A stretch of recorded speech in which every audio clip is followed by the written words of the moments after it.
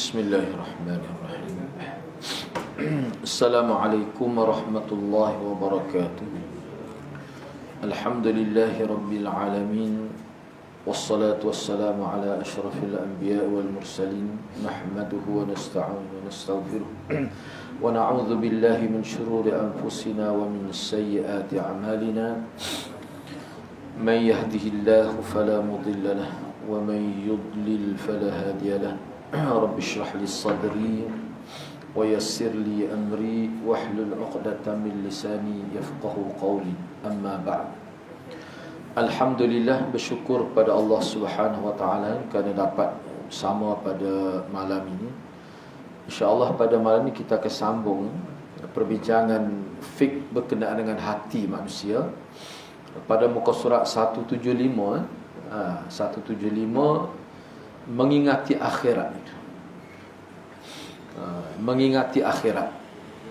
Mengingati akhirat ni dalam konteks agama Islam ni merupakan salah satu sebab yang boleh menyedarkan hati manusia kepada Allah Subhanahu wa taala. Dan ingat pada hari akhirat ni dia boleh merubah hidup manusia. Manusia jadi rasa takut kepada Allah dengan ingat pada hari akhirat. Selepas ni dia akan senaraikan. Jadi kenapa ingat pada akhirat itu salah satu bentuk rawatan untuk penyakit hati? Apa yang dimaksudkan akhirat itu? Bila sebut akhirat ni, ya kalau dari segi bahasanya, mana hari yang terakhir. Jadi apa yang terdapat pada hari akhirat sehingga bila manusia tu ingat pada akhirat, jahat setahu mana manusia kalian akhirat jadi mikir juga. Kalau tak berubah banyak pun berubah sikit. Jadi orang Islam ni bila sebut hari akhirat dia faham. Jadi apa sebenarnya yang ada pada akhirat? Di sini dia kemukakan secara ringkas.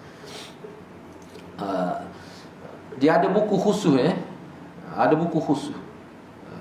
Terjemahan pun ada, hak Arab pun ada. Hari akhirat. Profesor Dr. Umar Sulaiman Ashqar dia ada lagi orang lain pun, beberapa tokoh ulama lain pun ada sebut. Jadi kalau kita nak tahu sepenuhnya tentang hari akhirat, kena baca buku tu.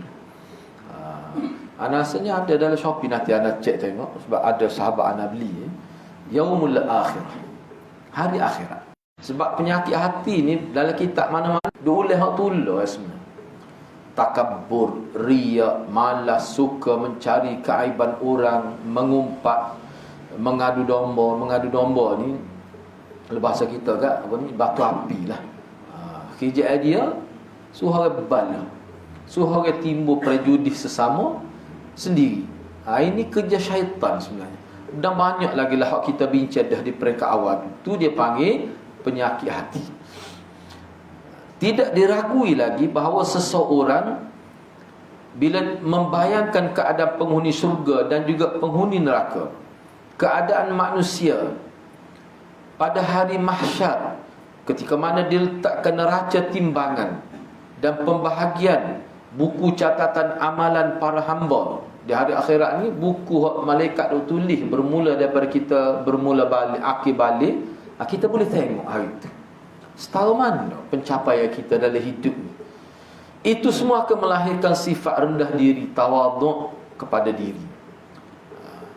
Jadi sejauh mana seseorang itu ada maklumat tentang akhirat, maka sejauh itulah juga kesan ingat pada akhirat. Jadi kalau seorang itu tidak banyak maklumat tentang akhirat, tapi dia tahu akhirat secara simple, tu pun sudah ada kesan. Begitu juga ketika seseorang itu mengingati tentang titian sirat yang dibentangkan di atas neraka Jahannam itu untuk diseberangi. Sebab setiap orang kena lalu hal ini. Secara umumnya begitulah. Keadaan orang yang memasuki syurga dan nikmat-nikmat yang berkekalan yang disediakan Allah SWT kepada mereka. Ni dalam perenggan pertama, ni lah orang panggil akhirat. Benda ni ada di hari akhirat. Begitu juga ketika mengingati keadaan orang yang memasuki neraka Jahannam dan segala keburukan yang disediakan untuk para penghuninya, ia juga akan melahirkan perasaan tawadhu, yakni rendah diri dan khusyuk yakni fokus hati kepada Allah Subhanahu wa taala. Ketika itu bila manusia ingat begitu, akan hilang perasaan takabur, sombong, serta sifat suka berbangga-bangga dengan kemewahan hidup dunia. Ini kerana dunia yang dipandang hebat oleh sesetengah orang itu rupanya tidak kekal. Tidak kekal abadi. Sebaiknya yang kekal abadi hanyalah negara akhirat. Dia ingat, itu makna akhirat. Itulah antara fakta tentang akhirat. Dikala itu seseorang itu juga akan memilih akhirat berbanding dengan dunia, dan menggunakan peluang hidup di dunia untuk berlumba-lumba antara satu sama lain, untuk beramal sebaik mungkin, menyediakan bekalan dan menjadikannya sebagai sawah ladang yang dia akan kutip hasil dia di hari akhirat. Inilah orang panggil akhirat. Baik. Dia pun sebut lagi lah keadaan manusia di pada mahsyar. Dia pada mahsyar ni tempat berhimpun manusia. Mahsyar ni mana tempat berhimpun. Maksud dalam bahasa Arab mahsyar seperti mat'am lah. Mat'am ni tempat makan. Kita panggil restoran lah, kantin, semua tu panggil mat'am. Kalau belajar bahasa Arab, dia panggil isim makan. Nama tempat makan, mat'am, tempat sembelih, mazbah. Tempat godel lah kita kata. Markas, itu tempat berkumpul, untuk center lah kita kata. Kita pengguna markas. Mahsyar ni tempat manusia dihimpunkan. Duduk situ belaka daripada Nabi Adam sampailah pada manusia terakhir yang dimatikan oleh Allah di muka dunia, dalam keadaan berdiri. Jadi keadaan manusia di pada mahsyar amatlah dahsyat. Ini dapat dilihat dari keterangan dalam beberapa buah hadis. Antaranya ialah manusia pada hari itu dikumpulkan dalam keadaan telanjang dan tidak memakai sebarang pakaian. Semua, bahkan Nabi kata Nabi pun mula-mula dimaki kan begitu juga. Tu Nabi sebut dalam riwayat Aisyah kan, begitu juga. Baik. Setelah itu barulah diberikan pakaian mengikut tahap amalan mereka terhadap segala perintah Allah Subhanahu wa taala dan menjauhi segala larangan. Jadi ada setengah orang itu pakai baju tak sempurna. Ada setengah orang itu pakai baju sempurna. Jadi sempurna ataupun tidak sempurna pemakaian manusia pada hari itu, dia bergantung kepada bagaimana dia hidup di dunia. Kalau dia hidup di dunia dulu hidup dengan penuh taat kepada Allah, menjauhkan segala larangan Allah, maka dia akan berpakaian lengkap lah. Ada semua tu nampak pusat macam-macam, isyarat-isyarat yang menunjukkan bahawa manusia ni betul-betul kehidupan hari akhirat dia bergantung dengan bagaimana dia hidup di dunia ni. Boleh nampak lah, padahal tak tentu lagi itu syurga neraka. Sudah boleh dilihat dah situ. Mereka yang awal diberikan pakaiannya ialah Nabi Ibrahim, Nabi Muhammad dan Nabi-Nabi lain. Ada setengah riwayat kata Nabi yang mula-mula, ada juga sebut lepas tu baru Nabi lain. Antara sahabat yang diberi pakaian yang labuh ialah Umar bin Al-Khattab radhiyallahu anhu. Ini ada hadis khusus isyarat kepada banyaknya pahala dia. Mereka ini adalah orang-orang yang telah mencatat rekod cemerlang dalam melaksanakan segala perintah Allah Subhanahu wa taala dan menjauhi segala larangannya semasa hidup di dunia dahulu.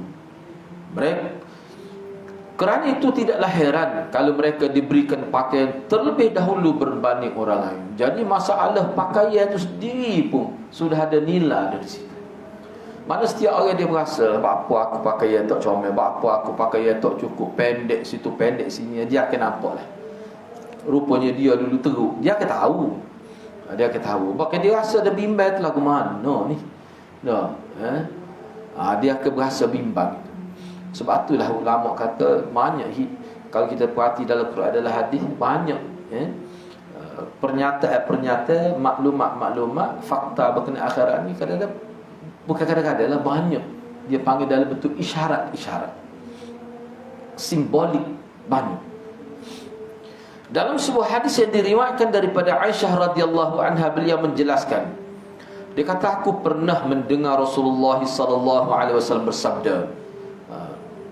Tadilah ana sebut tadi, yuhsyarun nas yaumal qiyamah hufatan uratan ghurla.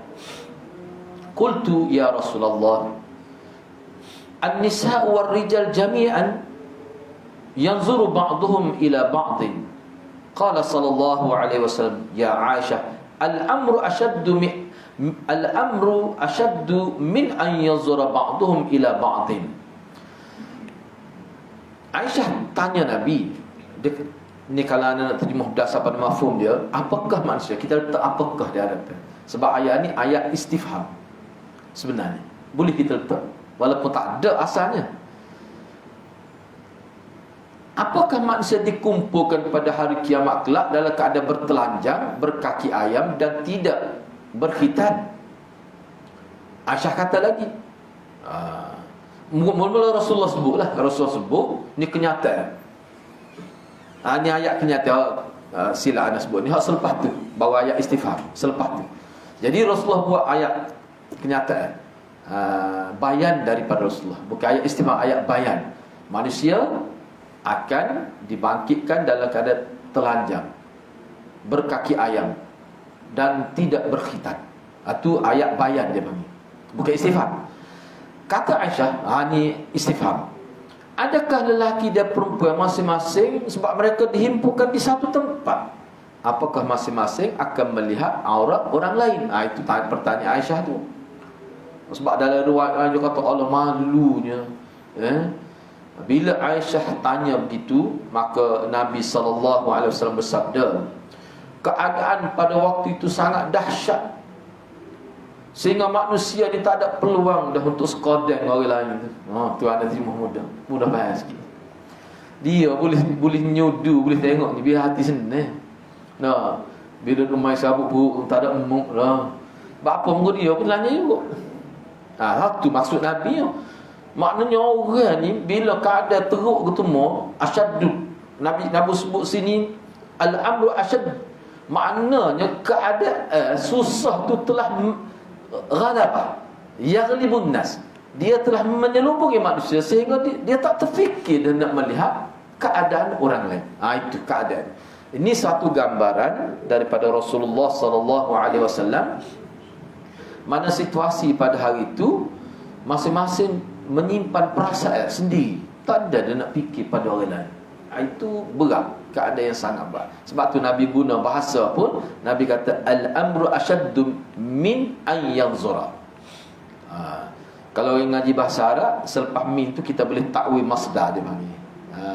Mudah lagi faham, boleh takwil masdar. Ya Aisyah, al-amru asyaddu min nazri ba'dihim ila ba'din. Kita boleh terjemah gitu. Tu dia panggil takwil masdar. An wa ma dakhala 'alaiha fi ta'wil masdar, jadi majrur kepada min itu. Sebab tu boleh terjemah gini. Keadaan pada hari itu teruknya sehingga mana seseorang itu tidak ada perasaan untuk melihat pada orang lain. Sampai begitu sekali. Baik, kalau di dunia matahari berfungsi sebagai salah satu makhluk yang memudah dan melancarkan kehidupan manusia di muka bumi. Ini nak ayat ada matahari. Di hari akhirat ni ada matahari. Kalau di dunia dulu matahari berfungsi sebagai salah satu makhluk yang memudah dan melancarkan kehidupan manusia di muka bumi. Namun sebaliknya di hari akhirat kelak matahari bertukar watak menjadi salah satu alat yang digunakan oleh Allah Subhanahu Wa Taala bagi mengazab orang yang melakukan dosa dan maksiat dan mati dalam keadaan tidak sempat bertaubat. Pada hari kiamat matahari didekatkan kepada kepala manusia, didekatkan dengan kepala manusia dalam jarak satu batu, dan manusia akan tenggelam dalam peluh masing-masing mengikut kadar amalan masing-masing. Jadi pada hari ini walaupun duduk di satu tempat, keadaan manusia tu dia tidak sama. Dia bergantung kepada keadaan dia di muka bumi tu. Lagu mana dia hidup di dunia tu, dia ni baik ke buruk ke, situlah yang menentukan keadaan daripada masyarakat. Bagi setengah hari relax, saya tak rasa panas, tapi setengah hari tenggelam dalam peluh. Dia rasa begitu. Dalam sebuah hadis yang diriwayatkan daripada Al-Miqdad Ibn Al-Aswad radhiyallahu an menjelaskan, kata dia kata tudna syams yaumal qiyamah minal khalq hatta takuna minhum kamiqdari milin. Qala Sulaim bin Amir, fa wallah ma adri ma ya'ni bil mil, amasafat al ardi amil mil alladhi tuktahalu bihi al ain. قال فيكون الناس على قدر أعمالهم في العرق فمنهم من يكون إلى كعبيه ومنهم من يكون إلى ركبتيه ومنهم من يكون إلى حقويه ومنهم من يلجمه العرق إلجاما. قال وأشار رسول الله صلى الله عليه وسلم بيده إلى فيه. Nabi buat gini. Ni pun anak kena buat sebab ni Nabi secara tasalsul gitu kan. Musalsal tu Nabi sunjuk gini. Nabi kata wa asyara Rasulullah biyadi ila fi. Nabi sebut gitu. Saya mendengar Rasulullah bersabda, ni kata Miqdad ni, matahari didekatkan dengan para makhluk pada hari kiamat sehingga berada pada jarak satu batu daripada mereka. Jadi Sulaim bin Amir dia pun kata, dia tanyalah, ataupun kita kata dia kata, dia kata demi Allah saya tidak tahu apa maksud mil itu. Sebab kita ni dulu bincang di hari akhirat, mil tu satu batu macam mana? Kata Sulaim, saya pun tak pasti tu. Apakah jarak di bumi, mil tu kadar jarak di bumi ke kadar mil itu satu batu tu, atau jarak atau benda yang digunakan untuk melakukan celak mata. Tu dia kata apakah mil di sini dengan erti maknanya jarak di bumi orang panggil satu batu tu, ataupun mil ni mayuk tahalbi, sesuatu yang digunakan untuk celak mata. Sebab dia boleh kedua-dua maksud tu. Manusia jadi kalau kita pakai celak tu ayatnya keadaan tu berdasar kepada pandangan mata manusia. Pandangan dia nampak, oleh kerana dia ni ahli maksiat, dia nampak azabnya. Boleh jadi juga. Tapi sini kalau tengok dalam syarah, ini nak ayatnya jarak, bukan nak ayatnya alat yang digunakan untuk bercelak itu. Manusia akan tenggelam dalam air peluh masing-masing mengikut kadar amalan masing-masing. Ada yang tenggelam setakat 2 buku lali, ada yang tenggelam setakat 2 lutut, ada yang tenggelam setakat pinggang, dan ada yang tenggelam sama sekali dalam peluh. Rasulullah mengisyaratkan pada siapa ke mulut, mana akak kepala begitu. Ini dalam riwayat Muslim. Ini orang panggil akhirat kan? Ini orang panggil akhirat. Sebab itulah kalau kita perhatikan keadaan hari akhirat itu, bila kita baca ni ringkas pun, bila ingat tu jadi ada kesan. Antara yang membantu ingat pada akhirat ialah mati tu. Sebab mati ni disebut sebagai orang panggil apa ni, muqaddimah kepada kehidupan akhirat. Mati tu yang dikatakan kiamat sughra. Pada hari kiamat, bumi akan menjadi saksi di atas apa yang dilakukan oleh hamba-hamba Allah semasa berada di atasnya di dunia dulu. Dalam hadis yang diriwayatkan daripada Abu Hurairah radhiyallahu anha menjelaskan, katanya, qara'a Rasulullah sallallahu alaihi wasallam hadhihi al-ayah yauma idzin tuhadditsu akhbaraha. Qala atadrun ma akhbaruha? Qalu Allah wa rasuluhu a'lam. Qal fa inna akhbaraha an tashhada ala kulli 'abdin aw amatin bima amila ala dhahriha taqul amila yawma kadha wa kadha amila yawma kadha kadha wa kadha fa hadhihi akhbaruha. Rasulullah sallallahu alaihi wasallam membaca ayat yang bermaksud pada hari itu bumi menceritakan segala peristiwa yang berlaku di atasnya. Bumi boleh bercakap di hari akhirat. Bumi menjadi kita kata pewarta. Sabda Nabi, adakah anda tahu apakah segala peristiwa di bumi itu? Gapo dia? Nabi kata, mana bumi duk cerita segala perkara yang diceritakan oleh bumi itu apa dia? Para sahabat menjawab, hanya Allah dan Rasul sahaja yang lebih mengetahui. Jadi Rasulullah SAW bersabda, maksud peristiwa-peristiwa yang diceritakan oleh bumi, maksudnya peristiwa yang berlaku di peristiwa-peristiwa di bumi menjadi saksi kepada seorang hamba dan umat apa yang dilakukan mereka di atasnya. baik berupa kebaikan maupun keburukan. Kan?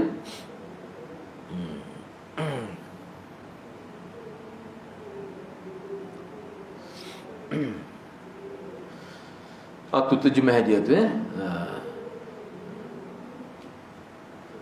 peristiwa-peristiwa di bumi menjadi saksi. Kalau anak terjemah ginilah. Mana apa sahaja yang berlaku di bumi, mana bumi yang cerita. Bumi cerita macam mana tu wallahualam. Itu maksud dia lebih terang lagi. Apa yang berlaku di muka bumi ni? Sebab manusia ni hidup di bumi.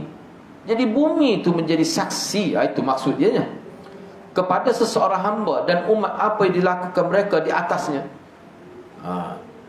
Jadi peristiwa-peristiwa yang berlaku di bumi, bumi menjadi saksi. Tambahlah terjemah itu, ana terjemah berdasar pada hakikat Arab dia. Kembali dhamir tu, penting kembali dhamir tu. Jadi peristiwa-peristiwa di bumi, bumi menjadi saksi kepada seseorang hamba dan umat apa yang dilakukan mereka di atasnya, baik berupa amalan baik ataupun amal buruk. Ia berkata, bumi itu kata, si fulan melakukan ini dan ini. Itulah peristiwa-peristiwa yang diberitahukan oleh bumi. Jadi bumi pun cerita dia ni buat gini, bumi cerita. Tak kira lagi kita kata juzuk tubuh manusia juga menjadi saksi menentang manusia. Itulah orang panggil alam akhirat. Yang mana hal tu tak berlaku di bumi, tak berlaku masa kita hidup dunia, tak berlaku. Dari satu sudut, dari satu riwayat, mana dia dalam konteks Imam Tirmizi tidak semestinya makna dhaif, tak mesti. Dia ada penilaian dia tersendiri. Pada mahsyar pun adalah tempat di mana seseorang tidak lagi mengingati orang lain, meskipun orang itu adalah isteri dan anak-anak sendiri, seperti mana firman Allah. Boleh juga kalau kita nak terjemah, tidak mengingati di mana dia tidak mampu nak mempedulikan orang lain. Itu maksud dia nya. Lebih tepat lagi lah. Kalau kita tengok dalam huraian ulama, bukan dia tidak ingat sebab Allah kembalikan ingatan, tapi keadaan itu menyebabkan dia tak mampu nak ingat. Sebab ada sebut bila dia tengok tu dia kenal ni, tapi dia cuba melarikan diri, takut keluarga dia minta tolong sebab dia tak mampu masa tu. Itu maksud tidak lagi mengingati orang lain. Dia fikir diri dia. Kenapa tu? Keadaan membuatkan manusia jadi begitu. Itulah akhirat. Seperti mana firman Allah, cuba tengok surah Abasa. Fa idza ja'atis sakhah yauma yafirrul mar'u min akhihi wa ummihi wa abihi wa sahibatihi wa banihi likulli imri'in minhum yawma idzin sya'nu yughnih. Kemudian ingatlah keadaan yang berlaku apabila datang suatu jeritan yang dahsyat, isyarat kepada kebangkitan. Dia bunyi suara. Baik. Pada hari seseorang itu lari daripada saudara dia. Akhir ni saudara, yang ni adik-beradik si ibu sebapa, itu maksud dia, hak asalnya. Dan ibu lari, dan ibunya serta bapanya dan isterinya serta anak-anak. Mana seseorang itu kalau tengok ibu dia, ayah dia, isteri dia, dia cuba mengelakkan dia, lari. Atas dunia ni kalau berlaku lagu ni, kadang-kadang ada juga tu haiwan berlaku, buang anak, tak mau macam-macam lah. Hak tu bukan dalam konteks ni, dalam konteks lain. Ni konteks ayat ni, nak ayatnya betapa manusia menghadapi tekanan pada waktu itu, sehingga tak ada nak mikir pada keluarga. Bila sebut ibu, ayah, isteri ni hak paling dekat ni, tak ada nak mikir. Itu gambaran betapa kita panggil dahsyatnya fenomena hari akhirat itu. Ada perkara-perkara yang cukup untuk menjadikannya sibuk. Kerana tiap-tiap seseorang tiap-tiap orang pada hari itu, wa likulli imri'in minhum yawma idzin sya'nu yughnih. Kerana setiap orang pada hari itu sya'nu yughnih, ada perkara-perkara yang menyebabkan dia sibuk, sehingga dia tak ada lagi. Sibuk setara mana? Ada kata dunia sibuk sampai begitu. Ni sibuk ni sampai peringkat tengok ayah lari bercudar kata. Wah, jadi baik tu. Baik, cuba tengok lagi. Ni dia cerita tentang hari kiamat berdasar pada ayat Quran dan juga hadis Nabi. Pada hari kiamat, seluruh anggota badan manusia menjadi saksi di atas apa yang dilakukan oleh manusia, sehingga tidak ada ruang sama sekali pada manusia untuk berbohong dan menafikan kesalahan. Yalah, tak salah lah kalau kita baca ayat wa syahida syahidun min ahliha, mana anggota dia sendiri, walaupun ayat tu asal adalah konteks Nabi Yusuf tu. Tapi maknanya yang menjadi saksinya di tubuh dia sendiri. Nak kata mana? Tangan kata saya lah.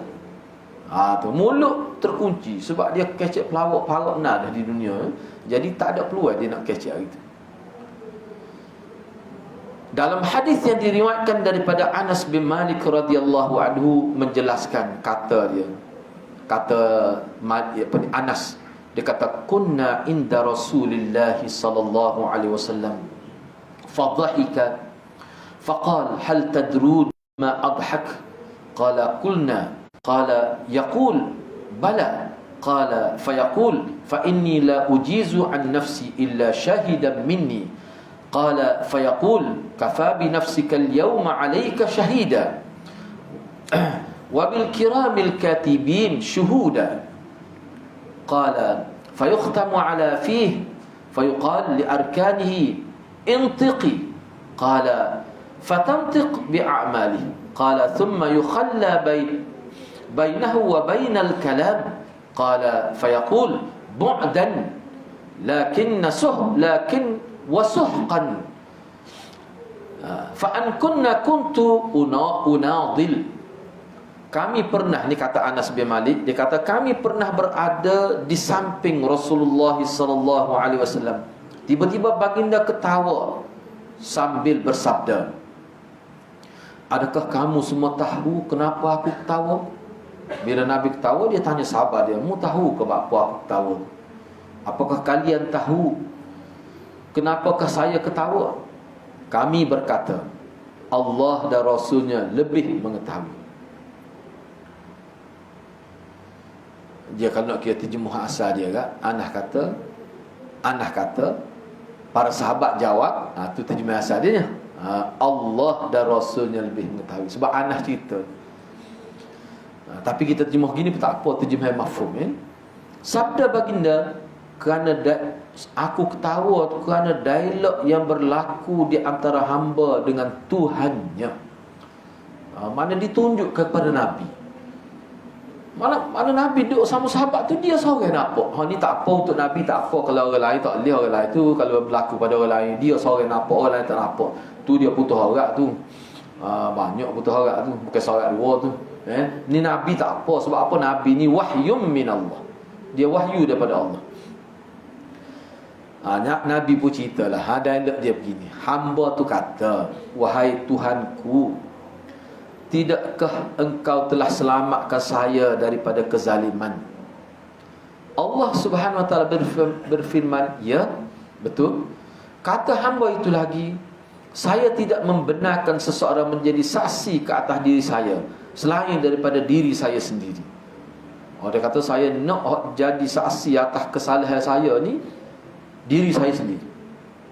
Firman Allah Subhanahu wa taala, cukuplah diri anda menjadi penghitung kesalahan yang anda lakukan, dan malaikat kiraman katibin menjadi saksi. Tak apalah, mana Allah kata hari ni jadi saksi atas kesalahanmu, kejahatan dirimu sendiri, dan juga malaikat yang mencatat itu, kiraman katibin yang mencatat itu jadi saksi. Baik, sabda Rasulullah sallallahu alaihi wasallam. Lalu Allah menutup mulutnya, menutup hamba tadi. Mulut dia tak boleh bercakap dah. Mana orang panggil kuwatut takallum tu tak ada. Kemampuan nak bercakap tak ada. Dulu ada. Tu. Dan berkata kepada seluruh anggota badannya. Allah kata. Kata di sini ni kalau dalam syarah hadis, sama ada Allah sendiri kata, apa tu Allah arah malaikat kata. Gapo dia? Intiqi, bercakaplah wahai anggota tubuh. Lalu anggota tubuh pun bercakaplah, dia pun ceritalah segala perkara yang dilakukan oleh tuannya. Kemudian setelah itu dia dihalang daripada bercakap. Bila habis dia berkecek, lepas tu tak boleh kecek lah. Allah tutup semula kemampuan dia. Maknanya Allah beri peluang tangan, kaki, bulu roma kita duduk di tubuh dia bercakap tu untuk itu saja. Bila selesai tu Allah pun tutup balik, tak boleh bercakap. Maka firman Allah Subhanahu Wa Taala yang bermaksud, jauhilah daripada rahmatku bagi anda sekalian, dan jauhlah kerana andalah aku berjuang. Tu kan.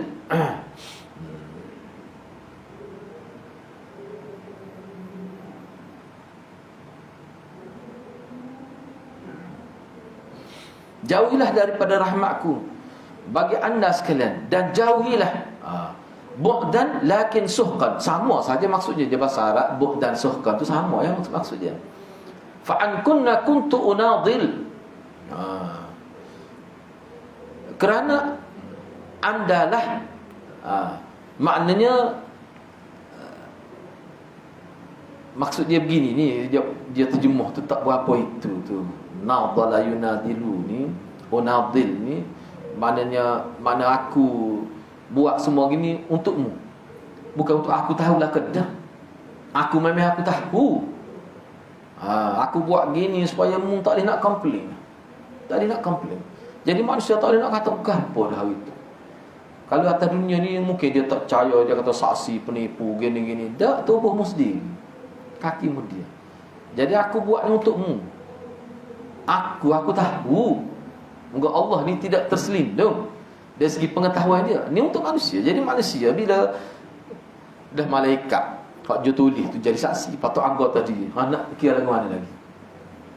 Itulah makna akhirat. Jadi ni dalam berapa helai ni, ni secara ringkas. Daripada situ pun kita sudah nampak dah bagaimana akhirat tu. Orang panggil keadaan akhirat tu. Bila sebut akhirat, inilah yang berlaku. Sebab tu ingat pada akhirat, dia boleh meruntun jiwa manusia. Sebab akhirat ni akhirat. Kalau dia sebut ni ringkas. Baik. Kemudian yang terakhir, melakukan zikir di sini makna zikrullah. Melakukan zikir, yakni zikrullah. Baik, jadi zikir ni apa maksud? Itu kita bincanglah dalam perbincangan ni. Cumanya bila sebut zik ni, kalau mengikut ulama misalnya Imam Suyuti, dia kata zikrullah, bila kata ingat pada Allah ni, zikir yang paling besar mengikut Imam Suyuti dalam kitab dia Al-Itqan itu, dia kata adalah tilawatul Quran. Itu paling besar. Itu paling besar sekali. Baik, tak apalah. Tapi zikir ni lebih luas daripada itu. Melalui zikir kepada Allah Subhanahu Wa Taala, melakukan zikir kepada Allah Subhanahu Wa Taala menjadi penawar kepada pelbagai penyakit hati. Orang sentiasa berzikir kepada Allah bererti dia selalu ingat kepada Allah, sama ada dengan menyebut nama dia. Zikir itu sama ada kita sebut nama dia, kita puji dia, kita sanjung dia, kita membesarkan dia, mahupun kita menuruti segala tintah perintah dia, dan kita menjauhi segala larangannya. Tu semua tu termasuk zikrullah. Yalah, kalau kita baca dalam kitab zikir, fiqh zikir dan doa tu kan, kalau kita buat baik semua ni pun termasuk zikir juga. Bahkan ulama kata bila kita buat baik, hakikatnya berdoa. Kerana dengan sebab kita buat baik, Allah beri rahmat. Tu hakikat. Dia panggil zik. Dia dua, zik bil lisan, zik bil jawarih dia panggil. Zik bil lisan, mana zikir dengan lidah, selagi zikir dengan anggota. Tu dia tak bunyi tu, tapi dia buat baik, menggunakan anggota. Oleh sebab itu, orang yang berzikir di dalam erti kata yang sebenar ialah orang yang banyak atau selalu ingat kepada Allah Subhanahu Wa Taala. Firman Allah Subhanahu Wa Taala, ya ayyuhalladzina amanu dzkurullaha dzikran katsira wasabbihuhu bukratan wa asila. Wahai orang-orang yang beriman, untuk bersyukur kepada Allah, ingatlah serta sebutlah nama Allah dengan ingatan dan sebutan yang sebanyak-banyaknya, dan bertasbih kamu kepadanya pada waktu pagi dan petang. Tadi anda tengok saja kalau kita baca di depan komputer, dia ada zikir di Indonesia. Zikir nari itu biasa ni peringkat macam dia program tu untuk peringkat menengah. Penuh masjid. Dia pakai pegang atas bahu. Dia nari. Kaki tak gerak tubuh dia. Comel. Kita tengok pun menarik nampak. Waktu rasa-rasa nak buat sekali pun kita. Tapi anak kena duduk belakang. Bak sakit pinggan. Comel nampak. Anak kata kau sak. Anak tengok tanah boleh agak lalu. Ini adalah buah dia. Buah dia tanam berbelah tahun dulu. Tak biasa kita tengok dah orang tua kak dah nari masih dah ni dah. Tengok sebahaya berlaku. Ada depan tu memang orang tua dia pegang kitab. Dia pun dari gitu juga. Kaki tak gerak. Kaki dia tapak.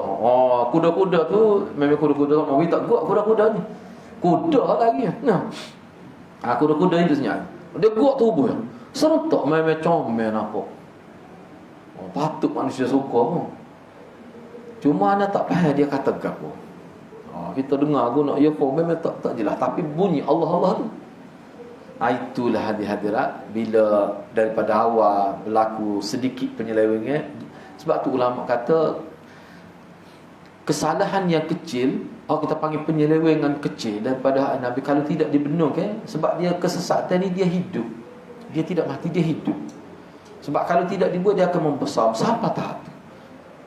Jadi lah ni maknanya perkara tu diterima umum sehingga dijadikan sebagai satu bentuk tak tahulah di atas nama tapi buat dalam masjid. Tu. Tapi bagi dia itu adalah zikrullah. Zikrullah. Baik. Orang yang kurang ingat kepada Allah tidak layak dikatakan sebagai orang yang berzikir kepada Allah. Mana orang lalai lah, kena buh dalam kurungnya. Orang kurang ingat, mana orang sentiasa lalai maksudnya. Itu maksud dia. Al-ghafil. Jadi ghafil ni makna orang yang kurang ingat. Banyak lalai. Tak boleh nak panggil dia tu sebagai orang yang ingat pada zakir lillah ta'ala. Malah antara sifat orang munafik pada zaman Nabi. Orang munafik pada zaman Nabi seperti yang disebut dalam Quran, dia ingat pada Allah tapi tak banyak. Dia banyak tak ingat tu. Tu sifat orang munafik. Cuba tengok ayat ni. Ni ayat ni memang kita kena guna sengerti untuk kita ni. Bak ciri orang munafik cuba kita tengok. Bukan kata tak ingat langsung tu ingat. Cuba kita tengok. Innal munafiqina yukhadi'una Allah wa huwa khadi'uhum. Wa idza qamu ila as-salati qamu kusala yura'una an-nasa wa la yadhkurullaha illa qalila. Sesungguhnya orang-orang munafik itu melakukan tipu daya terhadap agama. Melakukan tipu daya terhadap agama Allah. Dengan cara macam mana? Dengan perbuatan pura-pura beriman sedangkan mereka kafir dalam hatinya. Dalam hati kafir, yang disembunyikan itu kafir. Sebab tu Imam Ibn Taymiyah kata kalau yang kita sembunyikan itu kebaikan, tu dia tak panggil munafik. Munafik ni yang disembunyikan tu yang buruk, yang ditunjukkan tu yang baik. Itu munafik. Dia nak tipu orang. Tapi kalau kita sembunyikan yang baik kerana sebab-sebab tertentu, zahir ni kita kita biasa saja kita tunjuk. Tapi hak baik, hak sengerti duduk dalam kita tak sebut. Seperti mana para sahabat di zaman Makkiyah takut nak menyatakan Islam. Kadang-kadang terpaksa pergi ke tempat ibadat orang kafir. Nak suruh nampak dia tu seperti kafir dalam Islam. Kerana apa? Keadaan yang tidak mengizinkan. Tu tak boleh panggil munafik tu. Tu Imam Ibn Taymiyah. Sebab gini, sebab ada setengah ulama dia kata munafik ni hati lain luar lain. Tu tak, mana takrif tu tidak jamik dan manik tu. Tak lengkap takrif tu. Kalau dia sembunyi hak baik, tak boleh nak kata munafik. Munafik ni hati rasa. Sebab tu dia sembunyikan itu kerasakan. Gitulah. Dan Allah pula tetap membalas tipu daya mereka dengan membiarkan mereka dalam keadaan munafik. Mereka pula apabila berdiri hendak sembahyang, sebab dia duduk belakang Nabi sembahyang. Ketua dia tu duduk belakang Nabi. Sah pertama, bila mereka berdiri hendak sembahyang, Allah sebut ni, puak munafik berdengar. Anak sekuk kenikat lah dia dengar ayat ni. Kena atas motik dia kata. Enggak dia dengar. Hak tu dia pergi ke Nabi, dia takut Nabi. Nabi bila sebut kan kena. Siapa dia boleh royak tentang hati manusia kalau tidak wahyu? Maya kan? Pokok dia ada dalamnya. Pokok munafik ni, bila mereka berdiri nak sembahyang, mereka berdiri dengan malas. Buat ni anak terjemah malas sini, buat dengan nebeng. Tu bahasa Kelantan. Faham lalu? Tu buat tu. Perlu hujah. Nak siap. Mereka dengan perbuatan itu, dengan nebeng semaya tu, sebenarnya mereka bertujuan untuk menunjukkan kepada manusia supaya disangka oleh manusia bahawa mereka orang yang beriman, dengan maksud nak tipu orang beriman. Dan mereka pula tidak mengingati Allah melalui salat itu, melainkan sedikit saja. Jaga-jaga ingat tu. Sifat munafik ada juga ingat, tapi jaga-jaga. Jadi ayat ni kita boleh jadi cermin diri kita. Kalau kita ni jaga ingat Tuhan, maknanya ciri munafik tu ada. Itu tujuan kita. Kita nak cermin diri kita sendiri. Orang yang sentiasa ingat kepada Allah, Allah juga sentiasa ingat kepadanya. Orang yang sentiasa diingati Allah akan berada di bawah jagaannya, kawalan dan juga kasih sayangnya. Seperti mana Allah berfirman, fadhkuruni adhkurkum washkuruli wala takfurun. Ingatlah kamu kepadaku dengan mematuhi hukum dan undang-undangku, supaya aku membalas kamu dengan kebaikan, dan bersyukurlah kamu kepadaku, dan janganlah kamu kufur akan nikmatku.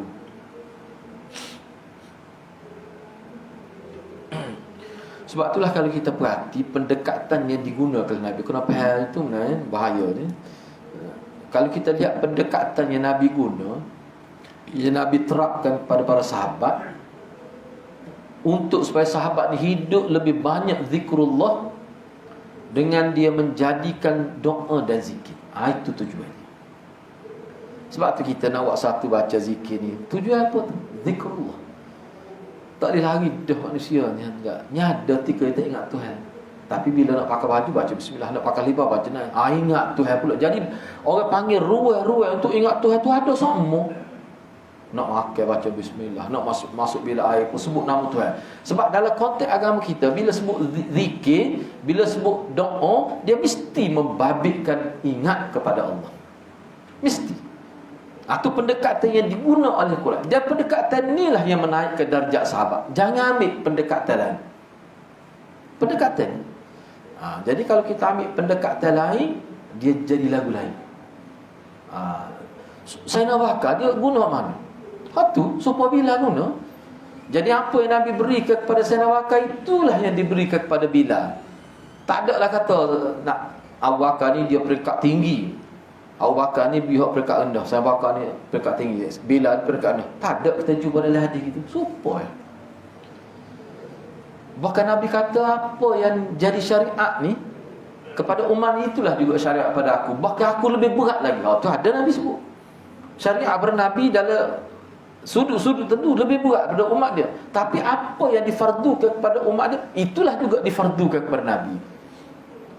Tiba-tiba ada orang kata tak, mana syariat ni berbeza untuk orang awam, untuk orang khawas. Itu tak betul. Itu penyelewengan, itu bahaya gitu. Bahaya gitu. Sebenarnya serupa. Kaedah tu saja kita guna. Kaedah itulah yang digunakan oleh sahabat. Dan pendekatan itulah yang digunakan oleh salafus salih kita untuk membimbing umat itu. Tak ada beza. Zikir masuk bila ayat tu ya. Saya nak wakar mak tu ya. Kau saya nak wakar mak mana? Tak okey lah Imam Bukhari tak tahu. Karu sama ya. Cumanya kalau kita baca dalam kitab pun ada sebut kenapa saya nak bakal guna zikir yang sama, guna Quran yang sama, dan pendekatan Nabi sama. Tiba-tiba kedudukan iman tinggi itu berbeza. Itu atas penghayatan dan pemahaman. Penghayatan dan pemahaman dan penghayatan. Situ dia. Quran tu lah juga. Tapi apa? Bila saya nak baca, tubuh dia jadi getar. Kadang-kadang menangis. Kita baca tak ada apa-apa. Apa? Atas pemahaman dan penghayatan. Itu ya sebenarnya benar sama.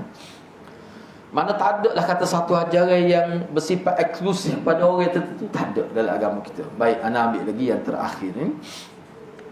Dengan itu orang yang ingat kepada Allah Subhanahu Wa Taala akan terselamat daripada pelbagai penyakit hati yang dihadapi oleh setengah orang zaman sekarang. Pendayaan syaitan, kesempitan hidup dan sebagainya.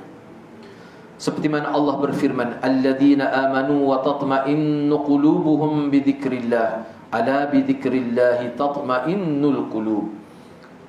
Iaitu orang-orang yang beriman dan tenang tenteram hati mereka dengan sebab zikrullah. Ketahuilah dengan zikrullah itu tenang tenteramlah hati manusia. Zikir menghidupkan hati dan menguatkan harapan untuk mendapat keampunan dan keredaan Allah Subhanahu Wa Taala. Abu Musa al-Ash'ari meriwayatkan bahawa Rasulullah sallallahu alaihi wasallam pernah bersabda, "Mathalul ladzi yadhkuru rabbah wal ladzi yadhkuru rabbah, mathalul hayy wal mayyit."